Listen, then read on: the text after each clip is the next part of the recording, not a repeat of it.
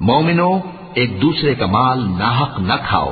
ہاں، اگر آپس کی رضامندی سے تجارت کا لین دین ہو اور اس سے مالی فائدہ حاصل ہو جائے تو وہ جائز ہے. اور اپنے آپ کو ہلاک نہ کرو، کچھ شک نہیں کہ اللہ تم پر مہربان ہے. اور جو زیادتی کرتے ہوئے اور ظلم سے ایسا کرے گا تو ہم اس کو عنقریب جہنم میں داخل کریں گے، اور یہ اللہ کو آسان ہے. اگر تم بڑے بڑے گناہوں سے جن سے تم کو منع کیا جاتا ہے پرہیز کرو گے تو ہم تمہارے چھوٹے چھوٹے گناہ معاف کر دیں گے اور تمہیں عزت کے مکانوں میں داخل کریں گے. اور جس چیز میں اللہ نے تم میں سے بعض کو بعض پر فضیلت دی ہے اس کی تمنا مت کرو. مردوں کو ان کاموں کا ثواب ہے جو انہوں نے کیے، اور عورتوں کو ان کاموں کا ثواب ہے جو انہوں نے کیے.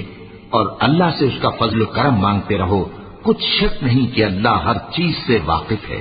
اور جو مال ماں باپ اور رشتہ دار چھوڑ مریں تو حقداروں میں